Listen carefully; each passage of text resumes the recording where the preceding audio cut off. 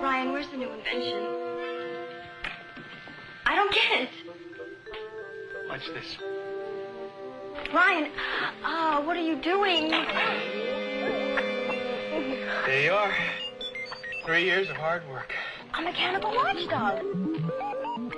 Computerized, self-activating mobile crime deterrent. Unlike any watchdog that ever existed. Here he comes, and there he goes.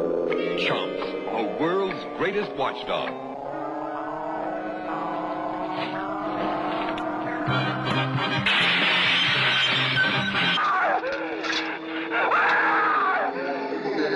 His victims died screaming, but for the one still alive, the worst was yet to come.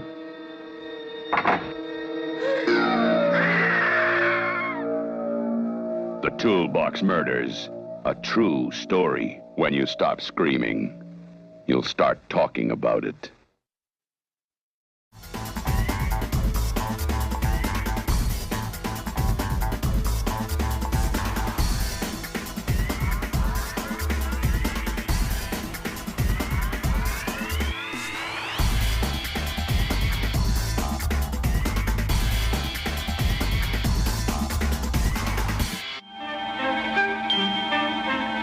Like sands through the hourglass, so are the days of our lives.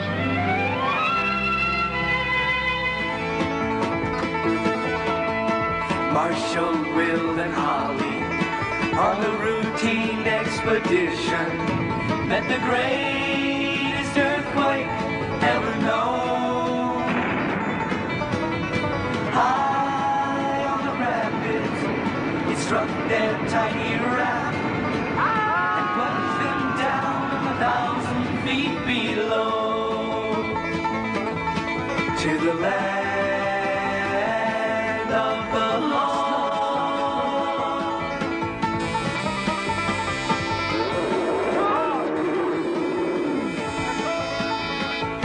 Come on, get out of here. Come on. Dragon tales, it's almost time for dragon tales. Come along, take my hand, let's all go to Dragonland.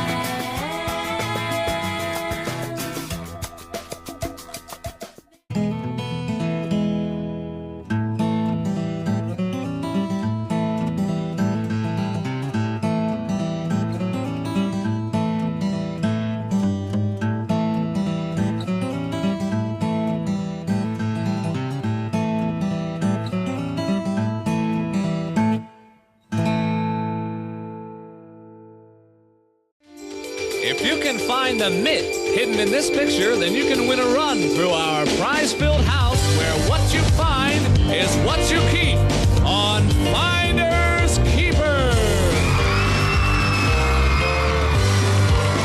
And now, here's the host of Finders Keepers, the man with the hidden talent, Wesley Eure. Hi there. Good luck, everybody. Thank you, Joe, and welcome to Finders Keepers, the only show where every room is a rec room.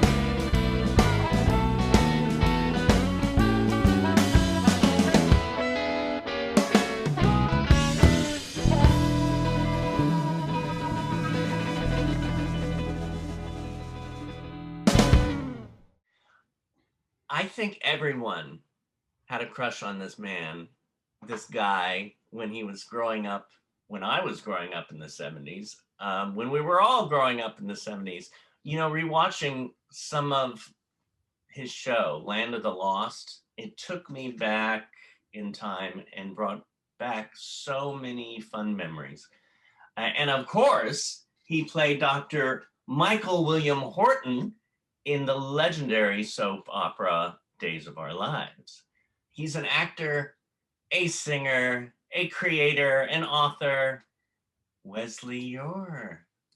Hello. Hey, how are you, David? Geez, I'm blushing. I feel so admired. Well, you are. Oh, I'm old. I'm old now. Oh, please, please. I tell you, I can tell everybody when I get to be, 80 years old, I want to look exactly like Katharine Hepburn. So, Well, you don't want to look like her now, for God's sakes. Right? Oh, well, I was rewatching it, and it sucked me back into a timeline. I mean, starting off with Land of the Lost, because I mean, like I said, everyone that I know had a crush on you. The show was so much fun. And it felt like, I was watching the intro again today too, where you go down the waterfall, and I was going, I remember being in that boat with you. Yes. Well, we do these autograph shows. Kathy, who played Holly, and Phil Paley played Chaka, and we bring a big yellow raft and put people in the yellow raft, yellow life jackets, yellow oars, and everybody goes, ah, like we're going over the waterfall. Oh, God. It's so much fun. But it was Marshall, Will, and Holly on a routine expedition, met the greatest earthquake ever known. High on the rapids, it struck their tiny raft, plunged them down 1,000 feet below, to the land of the lost, to the land of the lost. And then Grumpy the dinosaur goes, roar. Oh, I got to sing that theme song, by the way. That was me singing the theme songs and the exit songs. So it was fun. Yeah, when we do these shows, people go, could you not sing the song anymore? Could you please just not sing that? No, I want you to sing it I want you to put it on my alarm clock, so when I wake up to you singing it. Oh my God. I was lucky. I was doing I got Days of Our Lives first, playing Mike Horton, and then you got that first. Yeah, and they were both NBC shows, so NBC let me do both series. So for 3 years, I got to film all of my scenes on Days of Our Lives in the morning, because the cast hated me, because I went in the morning, got my scenes shot, and then I headed over to Goldwood Studios in the afternoon to film Land of the Lost. So in the morning, I'm crying that my girlfriend is leaving me and that the mafia is after me and I'm having these sexual problems. And in the afternoon, I'm going, run, Holly, run. There's a dinosaur. It was, I had the best job. I had very, very heady time for me, I must say. So it was great having two shows. It's amazing. And work, though. I mean, you have all those scripts to get into here. Yeah, well, you know what? It's funny because the soap. I didn't know how when I first started on Days of Our Lives, and I didn't know how I'd learn these lines. I mean, we went to an hour show after the first few months I was on the show, and sometimes I'd have 30 pages of dialogue in one day. 30 pages, 30, count them, 30, and in some days you'd have one page. Yeah, but it's like a muscle. It was bizarre. I mean, you teach and you talk about acting and stuff like that. So, but it's the more we use that muscle, I could go in the morning and not read the script in the evening, go into Days of Our Lives, open the script in the morning and memorize all my lines by run through. Wow. So, and not use the cue cards. Wow. And in fact, I hear Days of Our Lives doesn't use cue cards anymore, so they won't let anybody. I mean, it's really sleeked down because they keep cutting and cutting and cutting and cutting because the viewership, of course, on soaps has dwindled because of the internet. Yeah, there's only like I think three or four soaps left. They're all LA soaps now. Wow. Yeah, I heard that. I watched a soap for a little time. What was it? Edge of Night. I would come home and watch that, and then of course Days of Our Lives, and but how fun! I knew that you were doing it. I read where you did both at the same time, but I didn't know. I mean, you were this young teenager, and then you were a doctor on the other show. Yeah. When it was interesting because I was on Days, and David Merrick flew me to New York to star in Candide on Broadway. And I was going to replace the guy on Candide, and I flew to New York, and I'd auditioned for Land of the Lost, and I was 20, maybe 21, and I was playing 16 on Land of the Lost. Yeah. I looked young, So I got a phone call, said, "You got the show?" And I go, "I don't know if I want to play 16. I'm 21 and stuff." Thank God I said yes. I mean, listen, it has been the joy. We have more fun. And Land of the Lost was written by the top sci-fi writers. Because I know it looks hokey now because it was the 70s, the special effects. But the scripts were written by some of the most famous sci-fi writers at the beginning of their careers, like D.C. Fontana, David Gerald, who wrote Trouble with Triples. He was our head writer. Walter Koenig, who played the original Chekhov, created one of our main characters. I mean, it was crazy. Spinrad. So all these people that later on you could not have afforded them, but back in the day they were just beginning. So the scripts hold up. The sci-fi is really cool, even to this day. So that's so interesting. You brought that up because Matthew Payne, one of our students at and one of the actors at Performing Arts Studio West, says, "Do you think that Land of the Lost influenced Jurassic Park?" Absolutely. And what we do these autograph shows, and I didn't do them for years and years and years. And then finally, Kathy played Holly, said, come on. And then so the last few years I started to do them, and we've had the most remarkable experiences. We had two guys, this guy come to our table in Los Angeles at a show. He goes, "Let me tell you something. I thought as a kid you spoke Farsi." Because he lived in Iraq when it was Iraq. And he said, "You were dubbed into Farsi." And he said, "My brother and I used to watch Land of the Lost. We became so interested in science. We are now two heads of JPL, Jet Propulsion Lab." So he said, we want to give you a private tour of JPL. So Kathy and I went. We actually got to go. It was crazy. They let us in every door that you're not supposed to be in. We went to this one room, and it's huge, and all these computer banks, and nobody there except one lone guy in the corner playing with the joystick. And it's the guy that was flying driving the Mars rovers. Oh, wow. And we went into the room where he was. And he said, "You want to drive the Mars rover?" I go, "Yes." Because, today's the big day. The helicopter flew on Mars. Yeah. So we go into this thing, and he lets us play with the joystick. Now, to be fair, it doesn't actually move it on Mars immediately. Yeah. What they do is they program it, and it takes 8 hours to send the signal the next night, and then the Mars rover moves. So, but he just let us play with it. He had a driver's license for every rover that had ever been on Mars. But it's amazing how many people will come. They become archaeologists, and they become scientists, sci-fi writers. So many. It affected a lot of people's lives. And because remember, it was like, in the 70s, Saturday morning was for kids. Yeah. There was no, when the show aired, that was it. If you missed it, you missed it. You couldn't, there's no taping it or anything like that. So all the kids are sitting in front of the Land of the Lost, watching with their bowl of Cheerios or their, Captain Crunch. And it really affected a lot of people, and it's amazing. We've had people come up to our table. I remember one guy, he was in his 50s, and he said, "Listen," he's crying. He said, "I got to tell you, I know it's going to sound weird, but going into the third season, we lost our dad, contractual problems, money. And we had an uncle come in, and he said, my dad and my mom were splitting up." Yeah. He said, "I think I could handle it." He said, I didn't know how to do it, but I was watching Land of the Lost, and your dad left, your uncle came in, and the family survived." And he said, "I'm going to tell you, it gave me the strength to understand that life could go on as a little bitty kid." So you never know what we do as performers, because we just put it out there in the ethers. We don't think about it, most of us, and how the ripple effect that it can have.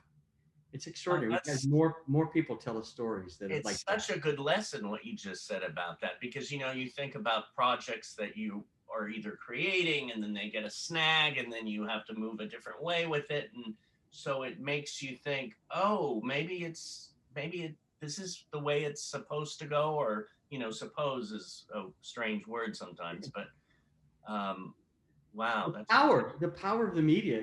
We forget sometimes, especially back when there was so limited. There were only 3 networks, so everybody who was watching TV was probably at least a third of them watching your show, whatever the show was. But the power we forget, and it's permanent if it continues. Land of the Lost is still on. It keeps airing all over these these different stations. We have new viewers all the time, but you forget the effect that it can have long term on people's lives. I've had that happen a lot in my career, and it's been, I was one of the creators of Dragon Tales for PBS. Yes. Series. Now, how did you come up with that? What made you want to do that? Well, I had been producing, segment producing, and actually casting myself in a totally hidden video for Fox, a hidden camera show. Right. So I did that. I would write the episodes, I would produce the episodes, and I would cast myself. So I got the biggest check I got was the union, the actors union, because the other thing they just you're not a writer, you're a segment producer. And I left to do a musical up in Canada, and the executive producer moved on to Sony. Yeah. I'd written a book that Disney bought for an animated feature, and I wrote the screenplay and the songs for Disney. And it's called The Red Wings of Christmas. And his son, Max, his favorite book was The Red Wings of Christmas. So Jim Cohen calls me and said, hey, look, I've got this. There's a $16 million grant being offered by the government for a new kids show. The Muppets want it. Sesame Street wants it. Everybody. I've got these dragon drawings. Can you come help me put this together? And I did. I finished it up, put it together in 3 days, and we sold it over the weekend. We beat out everybody from Sesame to everybody. And but it's all and we named there's a boy and girl in it, and one of the boys' name is Max, named after Jim's son, and Max and Emmy. And I think Jennifer Lopez named her kids after Max and Emmy. Oh, wow. Yeah, back in the day. So I think that's what I'm told. I mean, they're named Max and Emmys, but I'm told that was the reason. But yeah, but I'm just saying that ripple effect. I have kids come up to me, especially kids on the spectrum. Yeah. Yeah. And will come up and can sing every song from the show and know everything about it. And we'll sit and talk for a long time. And it's the ripple effect of what you do, So there's an obligation for all of us as writers and directors and producers, actors, whatever, all of us, even behind the makeup, everybody that works on in this media. I think we sometimes forget the power of the images and the sounds, and it's nice to be reminded every once in a while. Well, and like you said, how it affects people. I mentioned this morning during acting class, I popped my head in on another class and just to say, hey, I'm checking in and I'm interviewing Wesley Eure today. And one of our students said, Mark Wells said, oh my God, he's the host of Finders Keepers. And it was like, find it. Listen, I wanted to be a game show host forever. I still do. And I did a couple pilots for NBC, one called Pot of Gold back in the day. But I was a guest star on a lot of this is me. I'll just keep name dropping and just let me know when I've done enough. But I was so lucky. I was like, I know it's crazy, David. Sometimes you listen to yourself talking, you go, who the hell do you think you are? Listen, I was raised in Hattiesburg, Mississippi. My family were educators. Yeah. They had nothing to do with entertainment. They thought I was nuts. They really thought. And so, I mean, I'm like this kid from Mississippi, and I look around and go, how the hell did I get here? I mean, this is crazy. My mom was born in Mississippi. Hattiesburg is where I was raised. She was in Jackson. But... That's where my mom was born. So, wow. Yeah. Do we have the same mom? Huh? Brother! Oh my gosh. But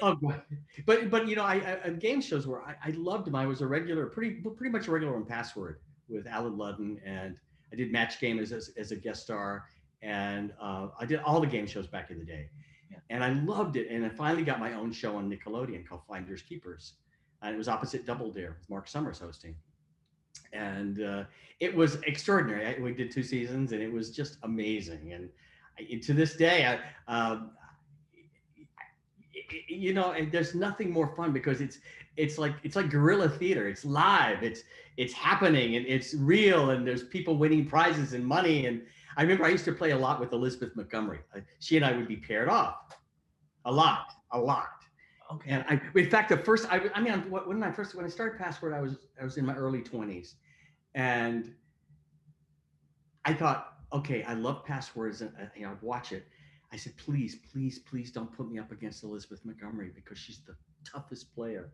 So I drive into NBC Burbank, and they've given me Johnny Carson's parking spot. My name is on his parking spot from the Tonight Show. I go, oh my God. You know, so I pull in and it says, Wesley Eure. And then right next to me goes, Elizabeth Montgomery. I go, oh, no. So we filmed the first, we shot 5 days, 5 shows in a row, in one day for the week. And she was tough. She was a tough one. And they kept pitting us against each other because we like to win. And I feel very honored I got to play with Betty White, and I got to teach Lucille Ball how to play password alphabetics for password. They asked me to teach her. They came into my dressing room one day. I was about to film 5 more episodes with somebody, right. And I think it was Vicki Lawrence. I think and I were doing the show that day. Yeah. And they said, Wesley, listen, would you mind teaching Lucille Ball how to play alphabetics, which was the end game of password? She's played password when it was black and white, but she never played this fast end game. And I said, are you crazy? Lucille Ball? I'll play with Lucille Ball. So I hung up the phone, and we were in Burbank, and my mother lived in Burbank because Days of Our Lives was in Burbank. I had a couple of houses there. And I called my mother and said, Mom, what are you doing today? She goes, nothing. I go, want to spend the day with Lucille Ball? She goes, yeah. So 10 minutes, she was at NBC Burbank, and she and my mom sat in my dressing room the whole day. We shot 5 episodes. I would come and dress. While Lucy was there, I took my clothes off and put my clothes on, and we'd talk about how the game worked and the clues we did and how it all worked. And I ran into Lucy Arnaz, her daughter, a couple of years ago. She lives here in Palm Springs. Right. And I said, I got to teach your mother how to play alphabetics. She goes, well, you did a good job. So, oh, I love that. Now, you were talking about when you were younger, how young were you when you knew I've got to get into this? I love acting. 5 years old. Really? What was I stood up on a table in Mississippi and go, I'm going to be an actor. And then you went, you are creepy. Oh, no. But you know what I think it was? I mean, to be serious, I mean, my dad left when I was 2. He just abandoned us. He was a professor, and he left us and never came back. And I think I think we're attracted to feels that somehow feed a part of us. And I was raised with all women, and I think I needed the attention. Just to call it what it is, I think I was starving for some kind of acknowledgement. And I think that's part of the reason I really wanted to be an actor. I wanted to be special. I wanted people to want me and stuff. And I found out later in life, my dad used to watch me on Days of Our Lives and brag that I was his son, but he didn't contact me. He never contacted you. I met him twice back at the end of my teens, and he passed away. Anyway, it was just, we all have our stories. We all have our ups and downs in our family stuff and things like that. But I think that's part of the reason that there's a motivation for this little kid from Mississippi to want to, do what I do. Now, how long did you, going back to Mississippi, how long were you in Mississippi before you moved out to Hollywood? Well, my mother, because she got a divorce, she went back to get her doctorate degree, psychology. So I lived with my grandmother in Hattiesburg, and then we moved to Denton, Texas, where my mother was a professor at Texas Woman's University for a couple of years. We moved to Illinois. She was at Southern Illinois University teaching graduate statistics, counseling. And then we moved to Las Vegas. She was heading up the drug abuse program for the state of Nevada when I was 16. And so I pursued my last year of high school in Nevada, my first year at UNLV, and I met Robert Goulet and Carol Lawrence. I was selling artwork after school at the Desert Inn Hotel, and they needed someone to drive their motorhome in New York for the summer for the Goober Gross Circuit, the Bob Goulet Show with Carol Lawrence. And I'm 17 years old. And they said, we want you to come. They thought I was funny. And they would come to the art gallery. Well, Bob would come to the art gallery in the hotel, and David Leland, who was his manager. So they flew me to New York. I'd never been to New York City. I mean, I'm this little, I've never been to a big city like that. Right. And I go, and we go to New Jersey, the Garden State Art Festival where Carol was performing. Right. And the first thing they said to me is, Wesley, you're driving Miss Lawrence to New York to her dentist. I'm 17. I've never been to New York City. I am now driving Carol Lawrence, who's a major star at this point in her life. Yeah. And I'm 17 years old. And I get her in the back seat with David Leland next to me, and I go through the Lincoln Tunnel, and I am like, it's like the Wizard of Oz. I have no idea what is going on. And I drive under the tunnel and get into Manhattan, and there's all these trucks parked on the street. And I'm going into an intersection. The very first one I come to, I pull out the intersection. I see there's a stoplight over here on the right-hand side, hidden behind the truck. So I back up, and a policeman goes, "Roll down your window."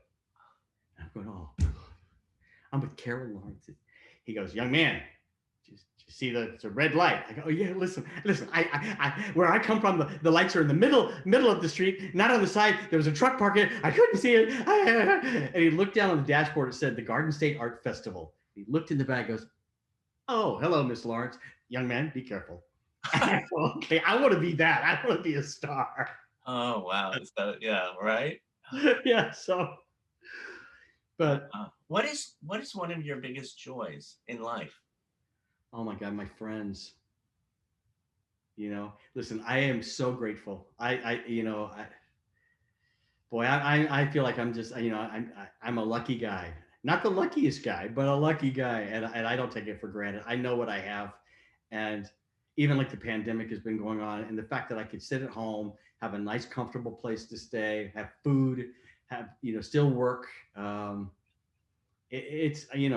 just live in gratitude. I'm just really, I get what I got. Right. Yeah. Gosh. Well, I tell you, I can't wait to get out to Palm Springs one of these days. I finally got my hair cut yesterday. Very nice. Thank you. I had a ponytail. And it's nice and trim on the back. I like that. It's like, yeah, because I just did this yesterday with my razor. Did you? I haven't ventured out yet. Did you have your shots? I do. I just got them. I mean, I'm fully vaccinated now. I'm actually having my first coffee date distancing tomorrow. Yeah. Well, listen, speaking of people that have a great life, you have a great life. I mean, look at all the stuff. I before we did this course, I had to go on IMDb and I have to check, but all the things that you've cast and been part of, and as as a performer, and as the whole thing, the teaching and the directing, everything that you've done in your life, it's extraordinary. I mean, and the fact that you just said to me, "Oh yeah, well, I just stopped into the acting class today." I mean, the fact that it continues, that there's we know a lot of people that don't have that blessing that things have kept going in their lives. It's true. So, but you're amazing. Thank you.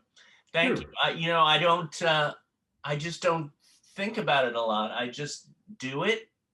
And I was blessed to come to LA and find a wonderful extended family. Because of course you could come to LA and get in with the wrong crowd, one way or the other, but real people, real loving people. And it's this community too, which, if you want to like dissect it, I mean, no, it's not necessarily the disability community, but I turned around and my dad had passed, and I was, and some of my aunts and uncles had passed, and I was going, my family is leaving me, and I don't know if I'm going to have any family. And I turned around, opened the door of one of my acting classes, and Jerry Jewell walks in the room. And right away we clicked, and it was like, oh, my family, so it's not, people will say, oh, it's so nice you work with actors with disabilities and this and that. And I don't see that. I see Angela, I see Jerry, I see, all these wonderful friends. So thank you for bringing that up, because it's really interesting. It's interesting that you gravitated towards that, and why that resonated with you. Did you have a history? Was there anybody in your family that had a lot of challenges that maybe that spurred you and gave you some sort of different compassion or different way of looking at stuff? My dad did have a lot of issues. I mean, he had like 3 hip replacements, or I don't know, it was 3 or 5. Wow. bone marrow transplant, this, that, so many different issues that we won't go into, but I always felt close. I had wonderful parents, and my mom's still here. She just turned 95. Wow. So, and that's finally during Thanksgiving, after being 9 months in the pandemic, I went, I think I'm going to like put stuff in storage and be with mom and my brother for a while. So that's what I did. Probably. But that got away from your question. Now it's like it's interesting how you turned and asked me. No, but it's interesting. But it is interesting because you do work with people with different challenges in that community and stuff. We have some mutual friends that are part of that community, and I think it's extraordinary. And I have another friend, Catherine. She's a casting in the Midwest, and she deals with Down syndrome kids a lot, and casting and putting them in movies and commercials and things like that. And first of all, how wonderful that the tide has turned, and that they're finally people have their faces on TV and commercials and stuff, and it's being celebrated because it's always been a part of our lives. It's I mean, I'm not trying to proselytize or anything, but we're very lucky that things are moving forward, and that everybody is getting a shot at being a face and being seen. All of us, everybody, with whatever's going on in your life. And I think it's I'm hearing what you're saying too, and all about the inclusion. And I think as we move forward, we have that. That's why we're going through such a stage in our during this time where there's a lot of trying to bring it back, but trying to move forward. But the thing is, if it's from the heart and it's connecting, it's going to get there. Can I ask you? I don't know if you can answer this or not, but is there one particular performer that got something that you really worked for that was a surprise, that a disabled performer made a headway into a role that wasn't necessarily expected to be a disabled? Was it written as a disabled performer? Has that ever have you ever had that breakthrough? Gosh, that's a good question. Beat the Miz with Wesley Eure. I know, I love it. I think of different people. The person that I was really proud of. I grew up loving the Hoffmans, the Streisands, Peter Sellers. I grew up with all, I had little Hot Wheels that, this is Raquel Welch's car, when I was 5, 6 years old. As I grew up, my viewpoint changed. And Jamie Brewer from American Horror Story, sure.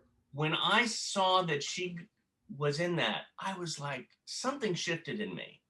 And I had seen other actors. I mean, I knew that Jerry was, in this show and that show. But again, I didn't think of it, again, in terms of disability. But to see Jamie Brewer get out there and just nail these and do such a wonderful job. And then on Broadway, I got to sit in the second row when she was on that stage.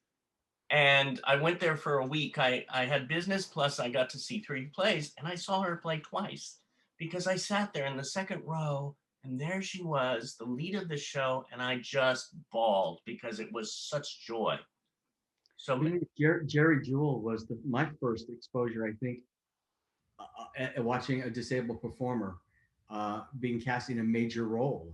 I mean, a recurring role on a major sitcom, and she's extraordinary. And it is amazing how slowly, even Glee, I mean, all that stuff that we're suddenly, it's about time is all I can say. It's just really about time.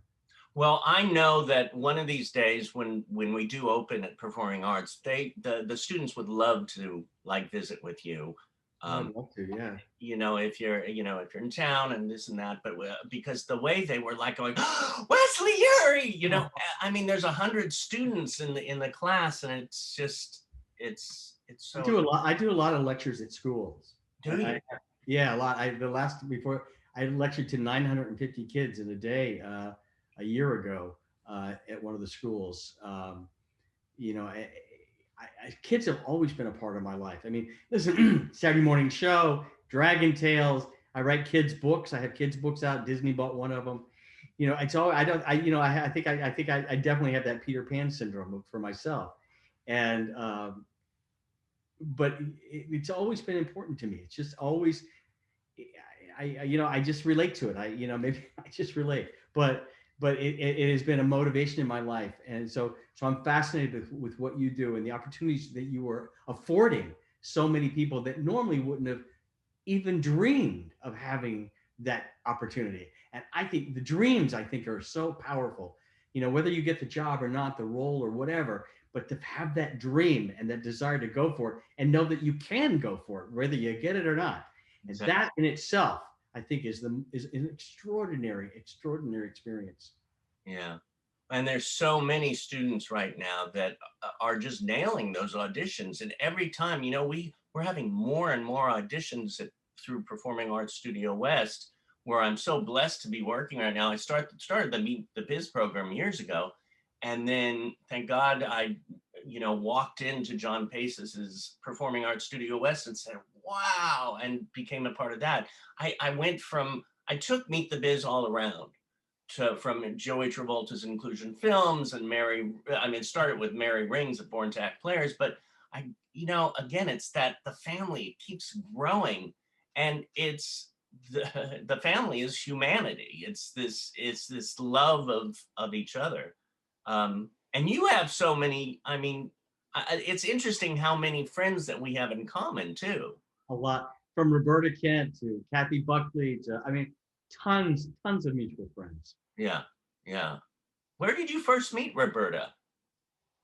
Oh my God, I can't even remember, to be honest with you. I asked Roberta the other day. I mean, she's a stand-up comic. She's fabulous. Right. And I can't remember, you know? Yeah, it's interesting when that happens too. It's like you seem like you know somebody for so long. I know. And I certainly hope I never have to see Roberta Kent again, because if I ever have to look at her face, talk to Roberta Kent again, I think I want to just say that I am over Roberta Kent. I never, ever, ever want to speak to her again. You know, you told me this was going to be Brad Pitt. What's this shit?